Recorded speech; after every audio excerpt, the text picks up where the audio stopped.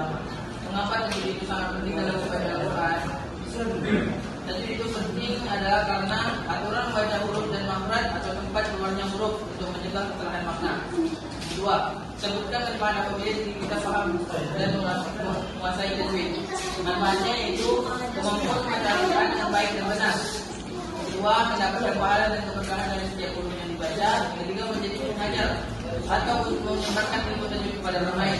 Yang ketiga, seorang ulama abad ke-12 Hijriah, lahirnya di Santa, Mesir sekitar tahun 1100-an Hijriah, dan beliau juga dikenal sebagai julukan Al-Fadhi, menulis karya-karya penting di bidang tajwid dari qiraat. Sedikit di atas, siapakah nama ulama tersebut? Nama ulama tersebut adalah Syekh Sulaiman Al-Jazuri. Yang keempat, sebutkan prinsip dasar kaidah tajwid dalam metode sisi Khadijah. Yang pertama, memahami keluarnya huruf, makhraj dan sebagainya. Yang kedua, menguasai idgham, ikhfa, iqlab dan izhar. Yang ketiga, mengatur panjang bacaan maksud jenisnya. Yang keempat, mempelajari teknik berhenti, wakaf dan melanjutkan kata wasal. Soal yang kelima, apa pengertian tahsin menurut Haji Effendi Anwar Menurut Haji Effendi Anwar, tahsin adalah keindahan bacaan, agar sesuai kaidah dan enak didengar. Yang keenam, apa yang dimaksud dengan pengenalan huruf dan makhraj? Pengenalan huruf dan makhraj yaitu memahami dasar-dasar huruf hijaiyah dan tempat keluarnya agar bacaan menjadi tepat. Yang ketujuh, sebutkan aturan-aturan tajwid dasar. Yang pertama, mempelajari kaidah penting seperti idgham, ikhfa, ikhfa dan izhar dengan penjelasan yang mudah. Yang soal yang ke-8, jelaskan pengertian tajwid menurut Asy-Syafi'i.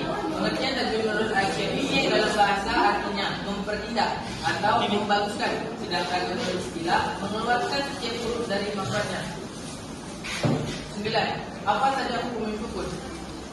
Yang pertama, izhar syafawi, mimati bertemu dengan huruf kecuali mim dzalbah. Yang kedua, idgham mimi, apabila mimati bertemu dengan huruf mim. Yang ketiga, mimati bila ikhfa syafawi, mimati bila bertemu dengan ba. 10. Apa yang dimaksud dengan qalqalah dan sebutkan huruf-hurufnya? Qalqalah adalah huruf yang dibaca jelas ketika sukun pertama di akhir bacaan. Huruf-hurufnya yaitu ba, ya, da, to, qaf. Yang 11. Apa perbedaan tajwid dan tahsin? Perbedaan tingkatnya yaitu tajwid mempelajari dan menguatkan keimanan kepada keesaan Allah atau tauhid. Sedangkan tahsin mempelajari cara membaca Al-Quran dengan benar dan tidak. 12. Apa pengertian dari makharijul huruf? Makharijul huruf adalah tempat terletaknya bunyi huruf hijaiyah yang membedakan dari huruf lain.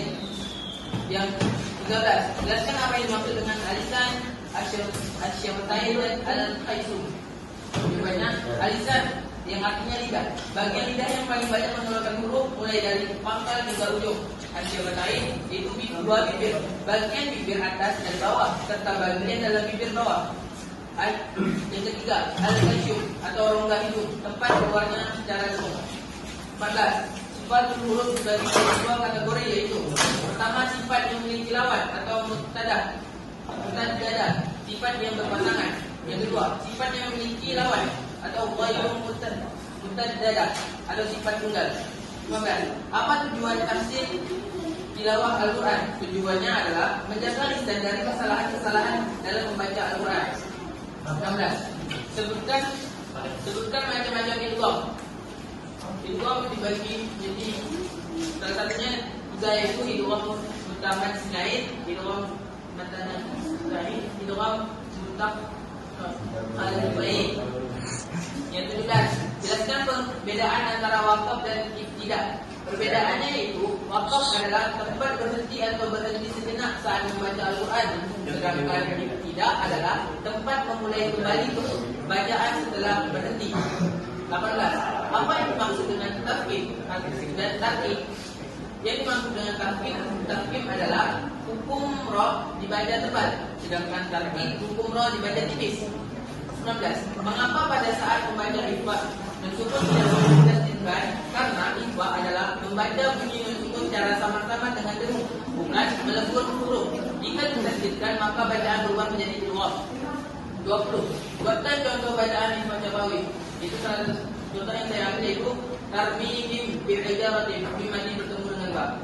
Baiklah, itu sekian bacaan beberapa soal saya. Bila ada kekurangan, saya mohon maaf. Assalamualaikum warahmatullahi wabarakatuh.